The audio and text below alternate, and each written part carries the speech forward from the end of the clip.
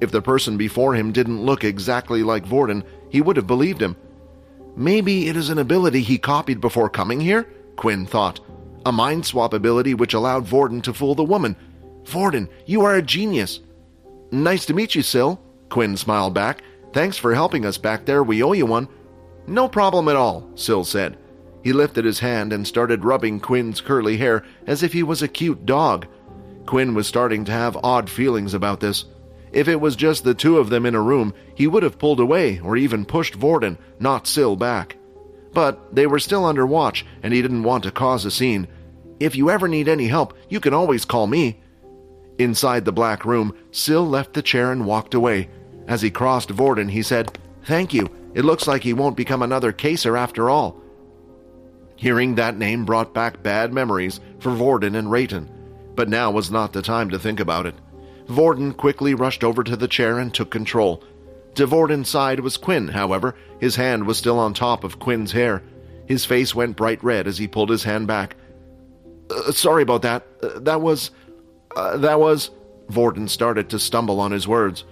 That wasn't you, I could tell, Quinn replied. Good thinking on the mind swap thing. For now, as long as none of us was seen that day, we have nothing to worry about. As the words left Quinn, he felt something fade away from his body. He was losing an important part of himself. The connection with something was being lost, and he knew exactly what it was. What's wrong? Asked Vorden. Grabbing his chest, Quinn replied, I think it's Peter. He is hungry. I can't control him for much longer. I'm already losing the connection. But it was only yesterday that he had his fill, said Vorden, making sure to keep his voice down. I know. Guess we are just unlucky. At this rate, if he doesn't get it every day, he will continue to starve. And I'm afraid when he is hungry, I can't control him as I did earlier. When Vorden heard Quinn's words, his mind went back to the time before he came to Nathan's office. When he entered the room, he remembered seeing Layla pointing an arrow at Peter. Did it already start back then? Vorden thought. They had been in the interrogation room for nearly 2 hours now. As they looked outside, the sun had already set and was replaced with the night sky. Quinn, we have to get out of here, Vorden said, grabbing him by the hand. I think Layla's in trouble. A beep was heard in the room as the door slid open, and in came Nathan, followed by Faye and Haley. Looks like we're in luck and someone found something, Nathan said with a smile. Just behind them, another student entered the room. Inside the dorm room, Peter had eaten every single bit of raw meat he could find in the fridge, but it didn't help his hunger at all, and the pains in his stomach were starting to get worse. Peter, please, you're starting to scare me, Layla said. He was now hunched over the floor, grabbing his stomach. Layla, please, just leave, Peter shouted. I can't. What if you go kill someone again? Come on, you can fight it. I've been on diets 10 times worse than this, only I drank juice with no food. Would you believe that?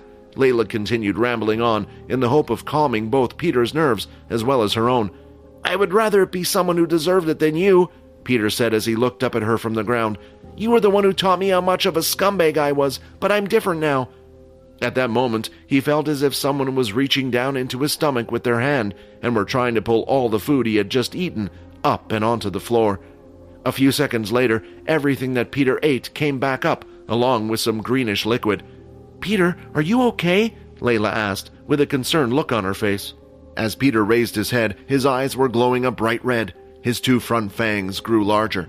They were sticking out over his lower lip now. He slowly got up from the ground and made his way toward Layla. Peter, I'm sorry, Layla said as Peter edged closer to her. She let go of the drawn arrow, aiming for Peter's knee.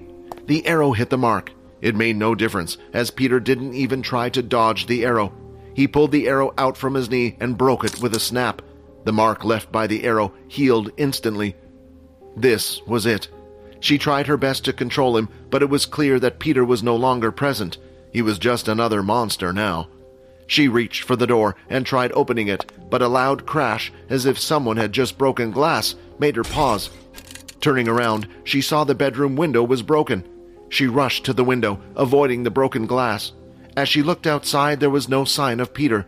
They were currently in a 3-story building. If a human was to jump from here without any support, they would break their legs. But Peter was no longer human. Peter limped in the darkness towards the forest. The fall broke his legs, but even as he walked, they continued to heal. I won't hurt any of you guys, I promise, Peter told himself. But I have to do something to get rid of this hunger. A student came out behind the teachers, one that Quinn wasn't familiar with. However, Vorden knew him quite well. As soon as the student entered and looked at the two of them, he also noticed Vorden. The student was Berg Sunshield. At the sight of Vorden, his palms suddenly started to sweat. After seeing him on planet Kaladi, Berg had decided to try to gather more information about him and his family. He had informed his family members that he had met up with one of the Blades. Immediately, their tone of voice had changed, and his father said to do whatever he could to make sure the Blades wouldn't get upset with them. It was a strange reaction. Although his father didn't carry a high rank in his family, he was still respected as a member of one of the Big Four. It was the first time he had seen him act like this at the mention of anyone's name. The even stranger thing was when Berg had tried to search for information about the Blade family, he couldn't find anything. Nothing at all about what type of ability they had, nothing about their contributions to the war. Even upon asking his friends, none of them seemed to have ever heard about the Blade family, so it made the reaction his father had all the more strange. Soon enough, though, his father's fear became his fear, and the mystery behind Vorden grew within his mind. Now, Berg here said on the day of the event he saw a student running through the halls looking quite panicked, Nathan said. Humans are strange things, you see, and they love a little bit of gossip. While everyone else was heading to the second-year building to see what was going on, a single student was running in the opposite direction. Coincidentally, though, Berg's description seems to match one of you, a curly, black-haired boy.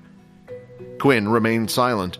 There was no way they could convict him just for having a suspicion. The problem was that they now had a witness, and because they were suspicious of him, they would probably keep a closer eye on him from now on. This would only cause more problems in the future, especially now he had Peter running wild in his ranks. He decided the best thing to do for now was to just keep his mouth shut. If he said anything, it would be easy to slip up and make everything worse. Vorden then started to laugh by his side.